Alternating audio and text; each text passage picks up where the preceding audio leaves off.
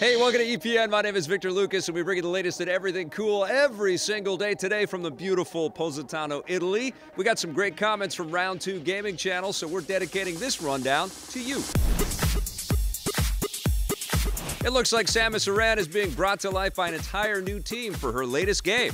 The development studio behind Metroid Prime 4 has apparently been revealed. Eurogamer reports that Nintendo is developing the highly anticipated project in partnership with Bandai Namco, with the bulk of development duties being handled by the subsidiary Bandai Namco Studios Singapore. That team never worked on a Metroid game before. Bandai Namco founded the studio in 2012, and it's comprised of former members of the now-defunct LucasArts Singapore studio that worked on the canceled game Star Wars 1313. The Singapore team's most recent project is last year's 3DS game, Mario Sports Superstars, so Metroid Prime 4 will be their biggest undertaking yet by far. Bandai Namco itself has a long history of working with Nintendo and even developed the latest Super Smash Bros. Games for the 3DS and Wii U. Keep in mind that Nintendo hasn't made any official announcements about who's making Metroid Prime 4, so all we really know for sure is that the game is coming to the Switch. When it was first announced last year, many were disappointed to learn that Metroid Prime 1-3 developer Retro Studios wasn't involved, so the new dev team has big shoes to fill. We'll let you know when we scan more Metroid news.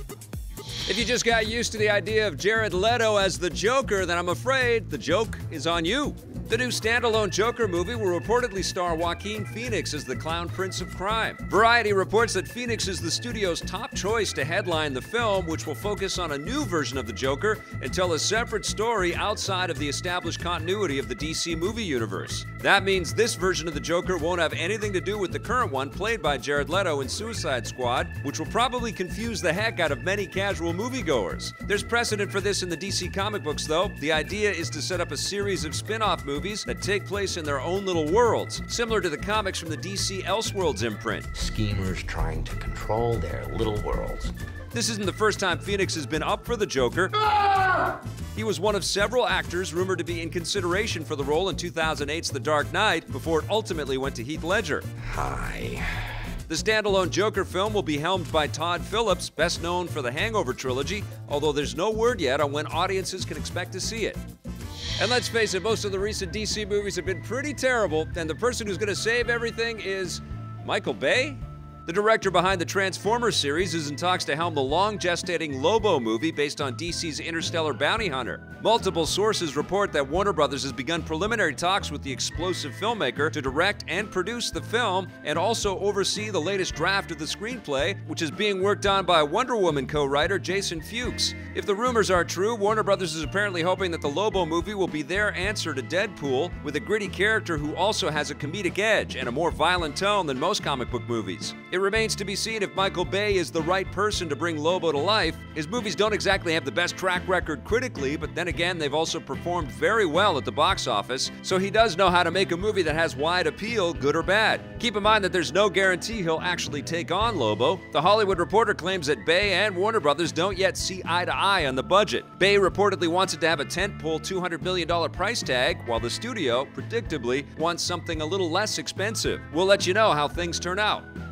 Hunting season has begun a little early on video game consoles. Capcom has announced that Monster Hunter World has become the fastest-selling title in the publisher's history, selling 5 million copies in its first 3 days. Not only does this make it the fastest-selling Monster Hunter game, but the fastest-selling Capcom title ever. These numbers were obviously helped by the fact that this is the first Monster Hunter game to be released simultaneously worldwide, and the numbers are only going to go up when the PC version arrives later this year. Monster Hunter World is something of a departure from previous games, with the aim of making it more accessible for general audiences and less niche than the previous games. Given the success they've had so far, you can bet that Capcom will repeat the same formula with future Monster Hunter titles.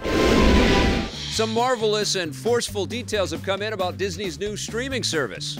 Earlier this week, Disney CEO Bob Iger revealed that they're working on several different Star Wars shows exclusively for their new streaming service, and now Marvel is joining the fray. Deadline reports that Disney is planning to launch the streaming platform with a new live-action series set in the Marvel Cinematic Universe, although they haven't revealed what character or characters it might focus on. We are getting a better idea of what tone the new shows might have. Disney says their streaming service won't offer any R-rated content, with the goal of having everything that's available on the platform match the established family-friendly tone of the Disney brand. That means the current slate of Marvel shows on Netflix, which are noticeably violent and gritty, will be able to stay on Netflix for the foreseeable future.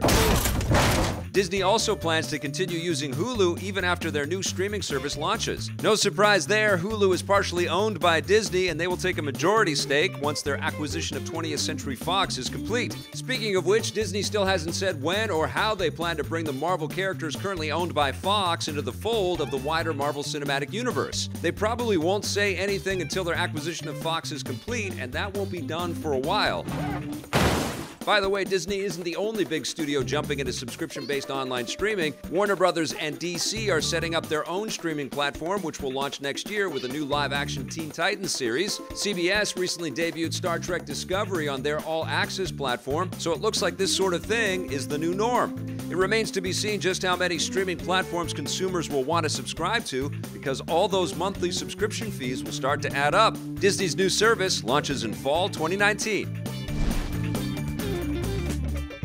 That wraps us up for the rundown. Thank you so much for watching. Have yourselves a fantastic weekend. I'm about to in this incredible city. We'll see you on Monday with a brand new episode. But in the meantime, there's lots of great content for you to check out. And if you do and you dig it, don't forget to hit subscribe, that little bell, and if you're so inclined, that sponsorship button too.